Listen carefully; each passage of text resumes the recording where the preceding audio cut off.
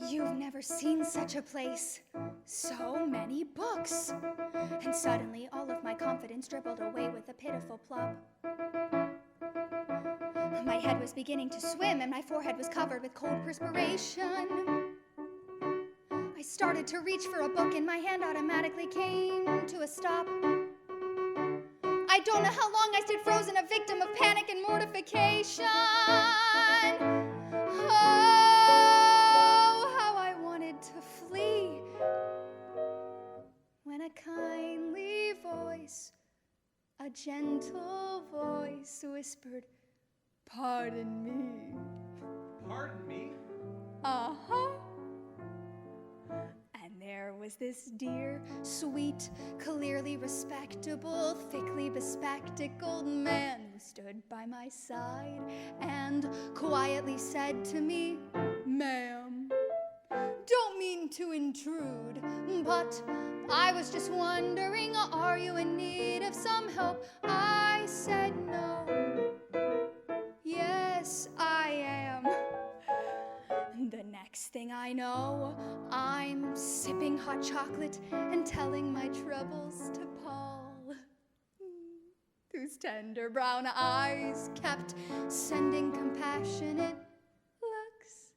A trip to the library has made a new girl of me, for suddenly I can see the magic of books. I have to admit, in the back of my mind, I was praying he wouldn't get fresh. And all of the while, I was wondering why an illiterate girl should attract him. When all of a sudden he said I couldn't go wrong with the way of all flesh. Well, of course it's a novel, but I didn't know. I certainly wouldn't have smacked him. Well, then he gave me a smile that I couldn't resist. And I knew at once how much I liked this optometrist. Optometrist? Optometrist. You know what this dear, sweet, slightly bespectacled gentleman said to me next? He said he could solve this problem of mine. I said, how?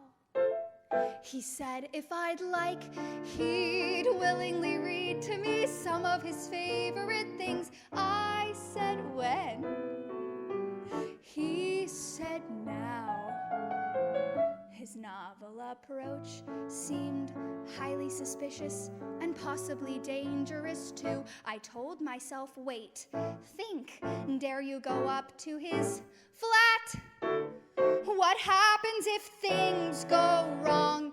It's obvious he's quite strong. He read to me all night long. Now how about that? It's hard to believe how truly domestic and happily hopeful I feel. I picture my Paul there reading aloud as I cook. As long as he's there to read, there's quite a good chance indeed, a chance that I'll never need to open a book. Unlike someone else, someone I dimly recall, I know he'll only have eyes for